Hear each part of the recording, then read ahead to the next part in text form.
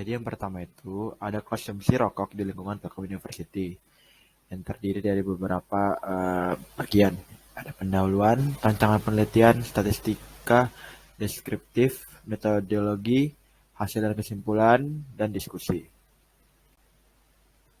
Pendahuluannya, jadi merokok adalah suatu kebiasaan menghisap rokok yang dilakukan dalam kehidupan sehari-hari. Merupakan suatu kebutuhan yang tidak bisa dihindari bagi orang yang mengalami kecenderungan terhadap rokok. Rokok juga merupakan salah satu bahan adiktif yang artinya dapat menimbulkan ketergantungan bagi pemakainya. Sifat adiktif rokok berasal dari nikotin yang dikandungnya. Setelah seorang menghirup asap rokok, dalam 2 detik nikotin akan mencapai otak. Nah, tujuan penelitian ini untuk melihat seberapa banyak konsumsi rokok dalam lingkungan Telkom University, lebih khususnya pada program studi teknik telekomunikasi Universitas Telkom di Kota Bandung. Dan lalu ada untuk mengetahui jumlah konsumen rokok, mengetahui tingkat kesadaran mahasiswa atau mahasiswi Telkom University akan bahayanya rokok. Baik, saya Yudhistira akan menjelaskan rancangan penelitian. Pada rancangan penelitian terdapat jenis data.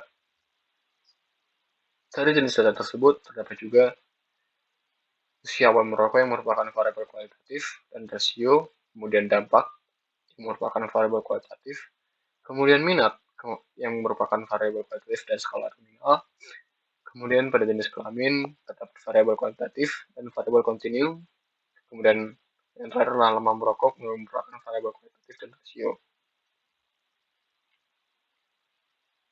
Data yang kami kumpulkan merupakan data yang didapat melalui survei. Data tersebut merupakan data primer dan juga data terstruktur. Kemudian lanjut pada populasi dan sampel, kami mengambil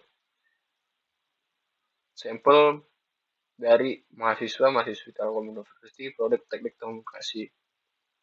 Kemudian pada pengumpulan sampel, kami menggunakan metode Starfit random sampling. Kemudian untuk ukuran samplingnya ialah 425.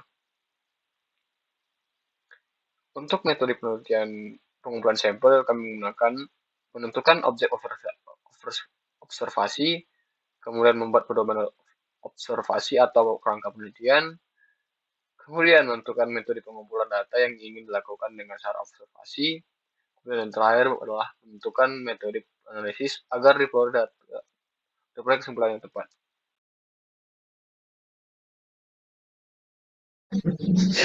Ya, selanjutnya saya akan membacakan presentasi jenis kelamin dari Provoaktif. Pertama, pengambilan data pada jenis kelamin laki-laki dan juga perempuan ini dapat hasil bahwasannya 80% pria merupakan provoaktif dan perempuan hanya memiliki persentase 20%. Dapat dilihat bahwa pengambilan sampel ini masih didominasi oleh laki-laki.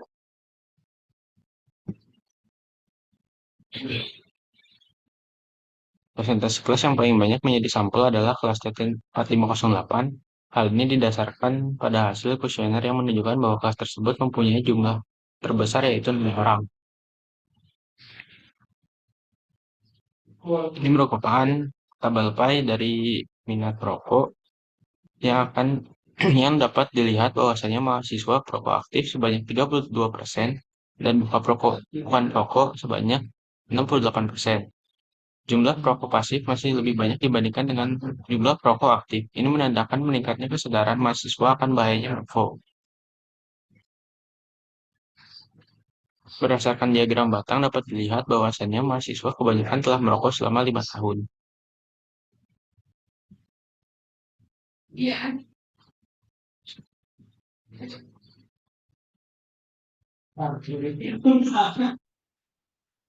Metodologi yang kita gunakan adalah seperti ini, yaitu pertama, mengetahui jumlah mahasiswa atau mahasiswa yang merokok atau tidak berserta alasannya jika ia merokok. Pertanyaannya adalah apa Anda merokok dan apabila ia apa alasannya. Skala yang digunakan pada kali ini adalah interval dan metode analisisnya adalah chi-square test. Dan yang kedua, mengetahui perbedaan jumlah perokok antara mahasiswi dan mahasiswa. Pertanyaannya adalah apa jenis kelamin Anda. Skala pengukuran yang digunakan adalah nominal ordinal. Metode analisisnya adalah uji T. Yang ketiga, mengetahui perbedaan usia para mahasiswa-mahasiswi mulai menjadi perokok aktif. Pertanyaannya adalah sejak usia berapa Anda mulai merokok? Skala pengukuran yang digunakan adalah interval ratio, dan metode analisis yang digunakan adalah chi-square test. Yang keempat, mengetahui berapa lama mahasiswa-mahasiswi menjadi perokok aktif. Pertanyaannya adalah, sudah berapa lama Anda merokok? Skala pengukuran yang digunakan adalah nominal ratio. Metode analisis yang digunakan adalah chi-square test. Lalu, yang terakhir, mengetahui dampak yang dirasakan setelah menjadi perokok aktif. Pertanyaan penelitian adalah, apa dampak yang dirasakan setelah merokok? Skala pengukurannya adalah nominal ordinal, dan metode analisis yang digunakan adalah chi-square test. Tabulasi mahasiswa terkait banyak perokok aktif. Perokok aktif dengan jumlah 17 orang, persentasenya 32%, tidak merokok 29 orang, persentasenya 68%. Total orangnya ada 46 dan persentasenya 100. Dari 46 mahasiswa atau mahasiswa yang dijadikan sampel, persentase tingkat banyaknya mahasiswa-mahasiswi perokok aktif dan bukan perokok adalah 68 dan 32%, dengan jumlah sampel yaitu 46 orang. Perbandingan kelamin perokok aktif. Laki-laki ada 13 orang, yang perempuan ada 14.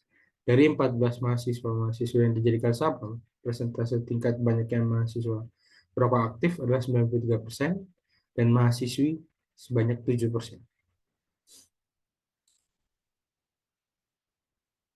Hasil analisis. Hasil analisis terhadap observasi yang dapat diperoleh bahwa minat responden untuk merokok rendah. Hal ini dikarenakan tingginya tingkat kesadaran akan bahayanya merokok. Ditambah lagi setelah mengetahui dampak dari bahayanya merokok, membuat mereka enggan untuk menjadi perokok aktif. Hasil pengujian analisis korelasi memperlihatkan bahwa jenis kelamin laki-laki merupakan mayoritas perokok. Metodologi ada 4 ya, tujuan studi, pertanyaan penelitian, skala pengukuran, dan metode analisis. Untuk skala pengukuran kita memakai beberapa, yaitu interval, nominal ordinal, interval ratio, nominal rasio, dan nominal ordinal. Dan untuk metode analisis kita memakai sekitar 4, yaitu chi-square test, uji T, dan chi-square test, chi-square test.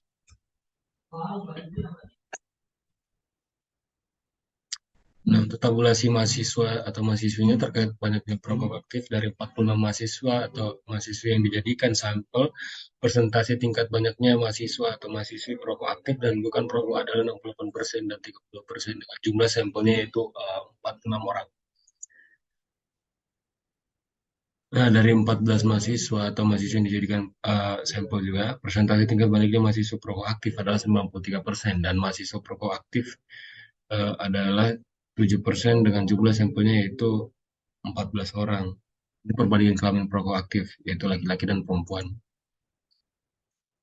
Nah, hasil analisis kita terhadap observasi dapat diperoleh bahwa minat responden untuk merokok rendah. Hal ini dikarenakan tingginya tingkat kesadaran akan bahayanya merokok. Ditambah lagi setelah mengetahui dampak dari bahayanya merokok, membuat mereka enggan untuk menjadi perokok aktif. Hasil pengujian analisis korelasi memperlihatkan bahwa jenis kelamin laki-laki merupakan mayoritas perokok aktif. Selain itu, terdapat pula beberapa korelasi yang meningkatkan tingginya minat merokok dikarenakan lingkungannya dan stres yang dialami mahasiswa atau mahasiswi yang ada.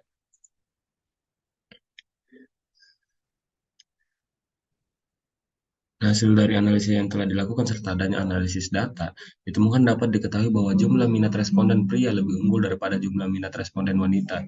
Dari hasil deskriptif ini pun diketahui dari 46 orang responden yang terdiri dari TT4501 sampai TT45 internasional. Selain itu, dari hasil yang kami dapat diketahui lebih banyak responden laki-laki daripada perempuan yang merupakan perokok aktif. Dari responden yang ada diketahui bahwa rata-rata perokok merokok pada umur 16 tahun. Kemudian dilakukan analisa bahwasannya mayoritas mahasiswa atau mahasiswa dalam lingkungan kampus tidak merokok. Dari data yang kami dapatkan yang menyebabkan para responden merokok diakibatkan stres. Nah, diskusi Rokok di sini merupakan hal yang sudah tidak asing lagi di Indonesia. Merokok juga sudah menjadi kebiasaan umum bagi sebagian orang, terutama pria, meski sudah banyak himbauan tentang bahaya rokok oleh berbagai pihak. Namun, jumlah orang yang menjadi perokok aktif tidak berkurang. Namun, dari data yang kami dapatkan, tingkat kesadaran mahasiswa Universitas Telkom tentang bahaya merokok cukup tinggi, sehingga tingkat perokok aktif di lingkungan kampus cukup tinggi. Survei ini terbatas hanya untuk mahasiswa Telkom University, khususnya untuk 12 angkatan. Banyak studi serupa diharapkan dapat mengeksplorasi dan menyoroti minat siswa dalam pemrograman.